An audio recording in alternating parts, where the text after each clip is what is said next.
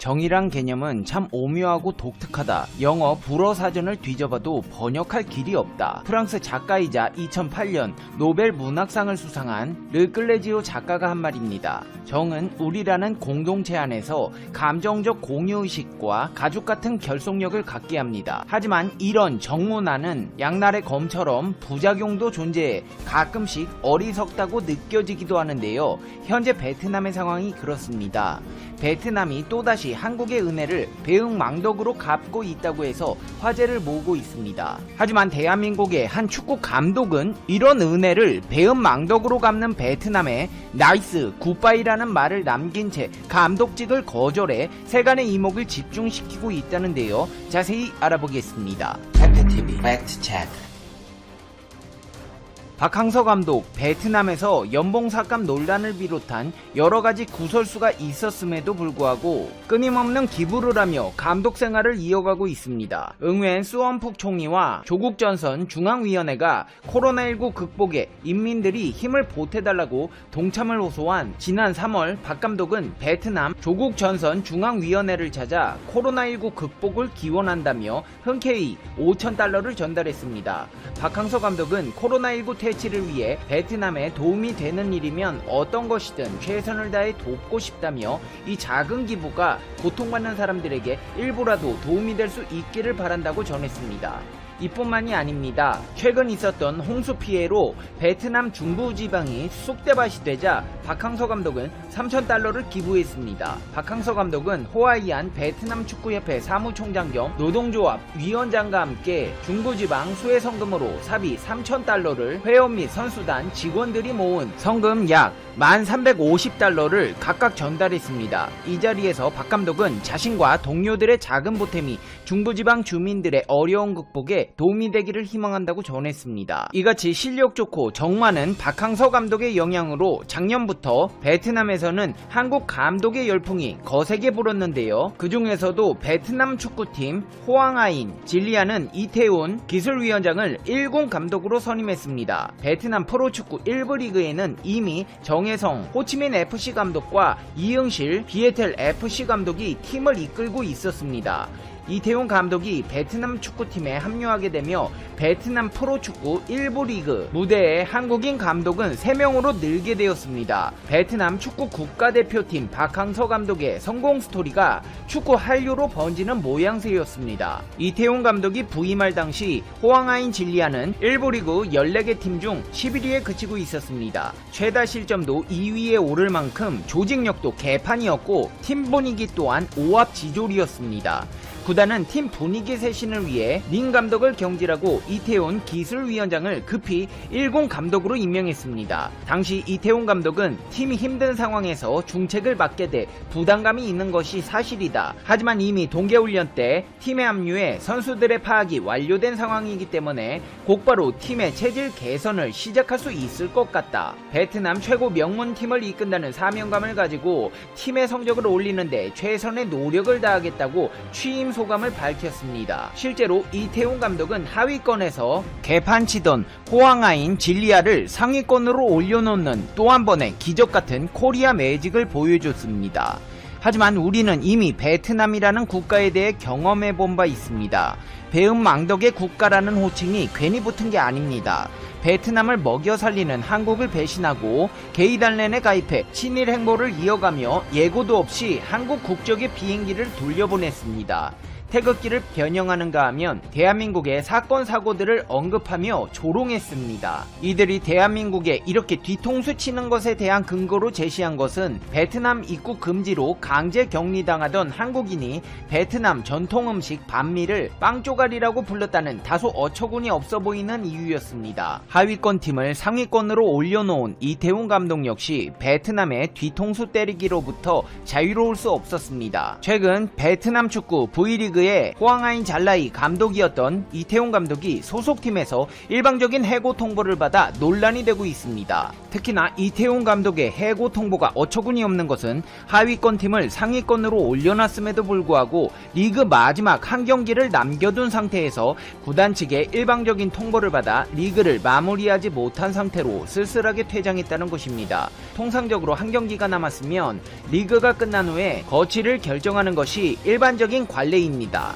하지만 한 경기 남은 상태에서 해고한다는 것은 어떻게든 감독에게 치욕스러움을 안겨주겠다는 의도가 명백해 보이는 조치입니다. 베트남의 현지 축구 관계자들 또한 이러한 베트남 구단 측의 행태에 대해 이해할 수 없는 조치다. 하위권이던 구단을 맡아 상위권으로 끌어올린 구단의 역사 중 하나인 이태용 감독에게 큰 무례를 범하는 것이다. 송별식은 못해도 그간의 수고와 업적에 대한 고마움의 표시로 마땅히 마지막 리그까지 치르게 하는 것이 맞다. 이해할 수 없는 조치라며 비판을 쏟아냈습니다. 실제로 이태용 감독은 2013년 이후로 최초로 V리그에서 상위 리그에 진출할 자격을 취득한 상태였습니다. 베트남 매체 VN 익스프레스는 베트남 축구 클럽은 감독을 그동안의 업적과는 무관하게 쉽게 경질하는 안 좋은 전통을 가지고 있지만 일반적으로 강등 위험에 직면했을 때 경질을 당하는 것인데 이번 이태용 감독의 경질은 매우 이해할 수 없는 결정이라고 보도했습니다. 호앙아이는 이태용 감독을 경질하고 대표팀 수석 코치로 있던 응웬반단을 새 감독으로 영입했습니다.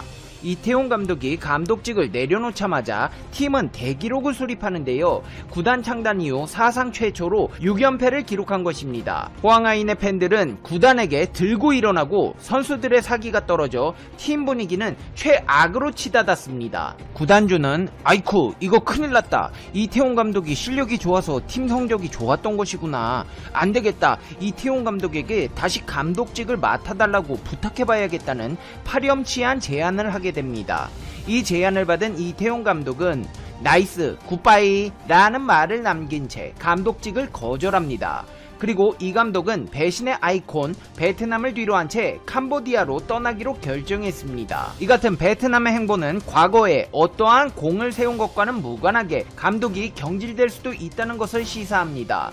이태용 감독뿐 아닙니다. 호치민 FC의 새 역사를 쓴 정혜성 감독도 구단 측에 이해할 수 없는 결정으로 지휘봉을 내려놓게 되었습니다. 특히나 정 감독은 지난해 호치민 지휘봉을 잡은 후 2017년 승격 이후 2년 연속 12위에 머물던 팀을 무려 준우승시켰습니다. 하물며 2019년에는 올해의 감독상을 수상하기도 하였습니다.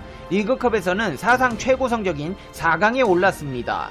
한일 월드컵 4강, 남아공 월드컵 16강 수석 코치, K리그 제주와 전남 감독을 역임한 25년 경력의 리더십으로 호치민 구단을 맡은 정 감독은 사상 첫 AFC컵 진출까지 이끌며 새 역사를 쓴 것입니다. 하지만 이런 정 감독조차 베트남 축구팀 앞에서는 철저한 의례 불가했습니다. 11경기에서 5승 2무 4패 승점 17점으로 리그 5위지만 2위 비텔가의 승점차가 겨우 2점에 불과하고 플릿리그 포함 경기가 많이 남아있는 상황에서 시즌 도중에 갑작스럽게 감독 교체 통보를 받았습니다. 베트남 언론에서는 자진 사퇴라고 허위 보도하였지만 정 감독의 말은 다릅니다. 자진 사퇴가 아닌 일방적인 해고 통보였다는 것입니다. 이 두 감독 모두 팀에 부임하기 전 박항서 감독과 함께 코치진으로 일했던 경험이 있었고 타지 베트남에서 둘도 없는 동료로 지냈습니다. 현지 관계자의 말에 따르면 베트남 축구협회 구단에서 한국인 감독에 대한 어이없는 대우에 대해 박항서 감독이 매우 불쾌했다고 전했습니다. 먼 타지에서 동고동락한 동료의 안타까운 소식에 박항서 감독은 먼 거리를 이동해 이태용 감독을 위로차 찾아갔습니다. 도착한 공항에는 뭐 또 하나 꼬투리 잡으려는 베트남 취재진들이 문전성시를 이루고 있었지만 박항서 감독은 어떠한 인터뷰도 응하지 않겠다고 단호하게 말했습니다. 이 같은 베트남의 조치에서 알 수 있는 사실은 그들은 축구팀은 갑, 감독은 을이라는 개념이 철저하게 박혀 있다는 것입니다. 내가 돈을 주니까 네가 성적을 잘 내든 말든 내 마음대로 연봉을 삭감하겠다. 네가 성적을 잘 내든 말든 내 마음대로 해고하겠다는 행태를 이해하기 위해서는 호치민 사상을 알아야 하는데요. 그 핵심은 표면적으로 공산주의 기반 위에 자리한 심층적 사상으로 민족주의와 실용주의라고 할 수 있습니다. 베트남과의 지속적인 협력은 결코 쉬운 일이 아닙니다. 현재 일부 베트남 교민들은 어떻게든 자신의 이속을 챙기고자 베트남을 옹호하는 영상을 올리고 베트남을 비판하는 영상들에 대해서는 모두 날조된 영상들이라고 주장하지만 그런 베트남 유튜버들조차 베트남의 바가지 문화나 뒤통수 문화를 비판하는 영상을 올립니다. 그들의 모순된 행동은 한국 사람들이 어떠한 불이익을 당하던 코로나가 풀리면 한국인들의 돈이 베트남으로 유입되기를 바라는 마음에서 기인하게 된 것입니다. 베트남은 자국에 지속적으로 이익이 되어야 친구가 되고 과거에 어떠한 관계를 맺었던지 현재 이익을 정부가 사우디아라비아와 합작사를 설립하고 사우디의 다목적 원자로 스마트를 건설한다. 스마트 원자로는 한국원자력연구원이 개발한 소형 원전이다. 우심, 증기발생기, 가압기, 냉각펌프 등이 원자로 압력 용기 안에 배치된 것이 특징이다. 스마트 원자로와 대형 원전 비교. 과학기술정보통신부는 한국원자력연구원과 사우디 왕립원자력, 신재생에너지원이 이 같은 내용을 담은 스마트 건설전 설계 협약에 합의했다고 3일 밝혔다. 개정안에는 스마트 수출과 사우디 내 원전의 건설을 맡을 법인을 설립한다는 내용이 포함됐다. 법인에는 한국수력원자력을 비롯한 한국 기업과 사우디 기업이 참여한다. 법인이 설립되기 전에는 한수원이 이 기능을 임시로 수행한다.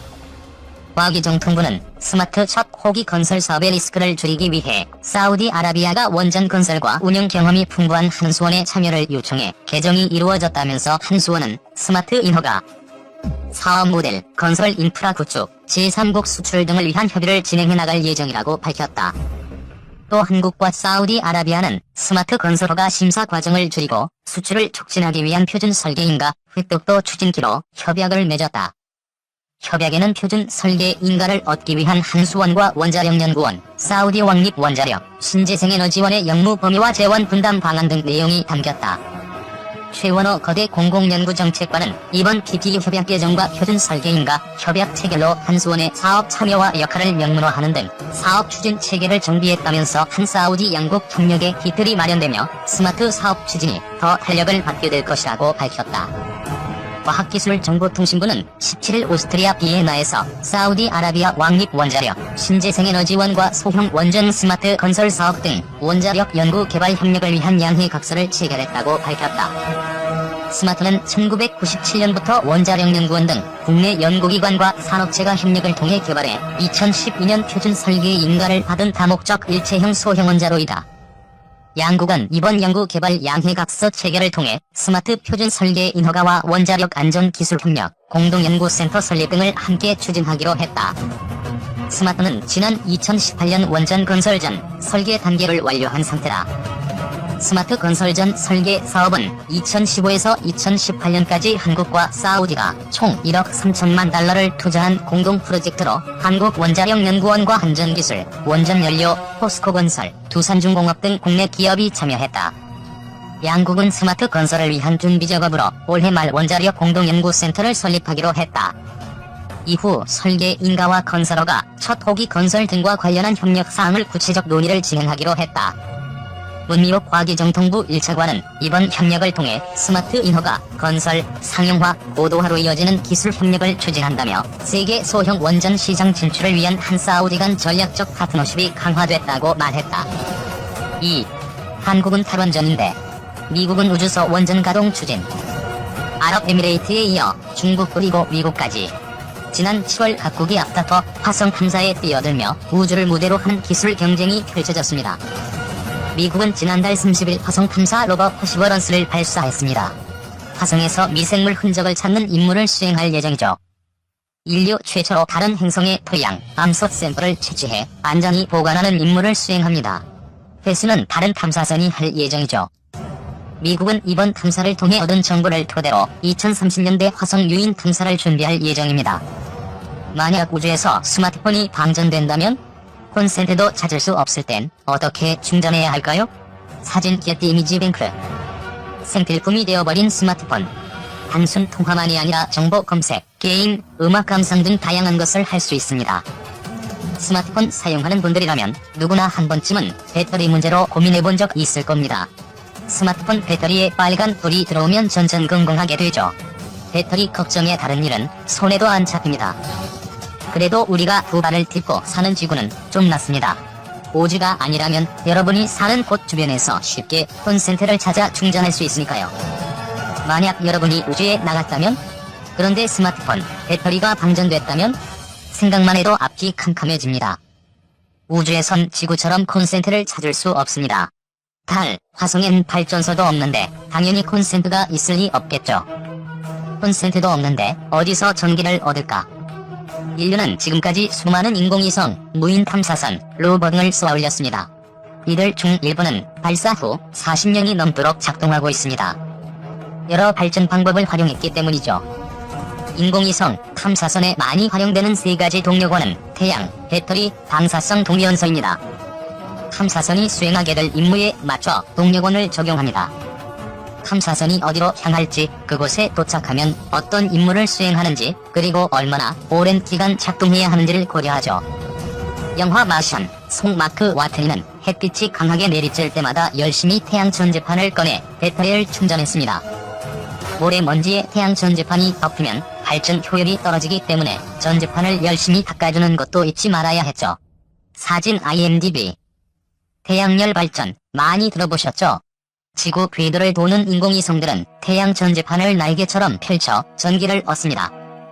인공위성 외에도 화성 탐사 로버인 스피릿과 오퍼튜니티, 화성 착륙선인 피닉스 모두 태양 전지판을 사용했습니다. 태양은 사실상 무한한 에너지원이지만 단점도 있습니다. 탐사선이 태양에서 멀어지거나 행성의 그늘진 부분을 탐사할 경우 햇빛을 받기 어려워 발전 효율이 떨어진다는 것이죠. 배터리의 도움을 받을 수 있지만 충전 없이 계속 사용한다면 결국 방전돼 기기가 멈추고 말 겁니다. 이런 문제를 해결하기 위해 고안된 것이 방사성 동위원소의 활용입니다. 모든 물질은 원자로 구성되어 있습니다. 원자끼리 붙어 있으려면 상당한 에너지가 필요한데 플루토늄-238 같은 방사성 동위원소들은 불안정한 상태라 서로 떨어져 나가죠. 원자가 떨어져 나갈 때 열에너지가 방출됩니다. 여기서 발생한 열에너지를 이용해 발전을 하는 것을 방사성 동위원소 열전발전기라고 합니다. 방사성 동위원소를 이용한 전력 시스템은 가혹한 환경에서도 오랜 시간 작동 가능해 보이저 1, 2호 같은 장기간 우주 탐사에 유리합니다. 영화 마션에는 마크 와트니가 땅 속에 묻혀있던 무엇인가를 꺼내는 장면이 등장합니다. 와트니가 찾은 이것, 바로 방사성 동위원소 열전발전기입니다. 화성에 홀로 낙오된 우주비행사 마크 와트니의 생존기를 그린 영화 마션 기억하시죠? 와트니가 거주지를 떠나 화성 착륙선으로 이동하기 전 땅속에서 무엇인가를 파내 차량에 싣습니다.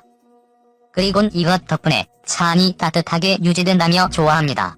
와트니가 차에 실은 이것, 바로 방사성 동위원소 열전발전기입니다. 미 에너지부와 나사는 공동으로 우주에서 사용할 수 있는 원자로를 개발하고 있습니다. 우주에서 원자력 발전을 방사성 동위원소 열전발전기로도 전기를 만들 수 있지만 이는 탐사차인 로버나 인공위성에 사용하기 적당한 정도입니다. 여러 명이 장기간 거주하며 연구 등을 수행하는 유인 우주기지용으론 적합하지 않죠. 미국은 이 문제를 해결하기 위해 원자력에 주목했습니다. 탈원전 정책이 진행 중인 우리나라 시각으로는 의아할 수 있지만 미국은 우주에서 원전을 돌릴 계획을 세우고 있습니다. 미 에너지부와 나사는 공동으로 우주에서 사용할 수 있는 원자로를 개발하고 있습니다. 미국은 오래전부터 우주 개발에 원자력을 사용하는 방안을 연구해왔습니다. 정찰위성의 동력원 개발을 위한 1960년대 원자력 보조 전력 시스템 프로그램 연구는 크게 두 갈래로 이루어졌습니다. 하나는 앞서 알아본 방사성 동위원소 붕괴를 이용하는 방식, 다른 하나는 소형 원전을 만드는 것이었죠. 후자인 소형 원전 개발로 탄생한 것이 스냅쉽이라는 원자로가 실린 위성이었습니다. 원자로는 30kW의 출력을 낼 수 있었죠. 미국은 1965년 스냅쉽이를 우주로 쏘아 올립니다. 이 원자로는 지구 저궤도인 1300km를 돌며 테스트에 들어갔는데 발사 43일 만에 부품 고장으로 멈춰버렸습니다. 고장으로 낙하하기 시작한 위성은 부서지면서 우주 쓰레기가 돼버렸죠. 이후 안전성 및 예산 문제로 몇 차례 중단과 재개를 반복한 원자로 연구는 2014년 미 항공우주국의 게임 체인징 개발 프로그램으로 다시 부활했습니다. 미국 에너지부, 나사 등은 공동으로 실로 파워라는 새로운 소형 원자로를 개발하고 있습니다. 우리가 흔히 볼 수 있는 대형 원전이 아니라 사람 키 정도의 소형 원전으로 이미 2018년 실증 실험을 완료했습니다. 실로 파워는 우라늄 235와 몰리브덴 합금을 원료로 사용하며 탄화봉소 제어봉으로 핵분열을 제어합니다. 목적지에 도착하면 제어봉을 제거해 원자로를 가동하는데 여기서 발생한 열을 가지고 전기를 만듭니다. 실로 파워는 햇빛이 거의 혹은 전혀 들지 않는 지역에서 유용할 것으로 기대를 모으고 있습니다. 우주 비행사들이 화성에 체류하는 동안 이들이 필요한 각종 동력을 공급해주게 됩니다. 나사 연구팀은 약 40kW 규모 원자로면 4에서 6명의 우주 비행사가 화성에 체류하는 데 충분한 전력을 공급할 수 있을 것으로 추정합니다. 미 에너지부는 최근 달과 화성에서 운영할 수 있는 원전 개발 아이디어 공모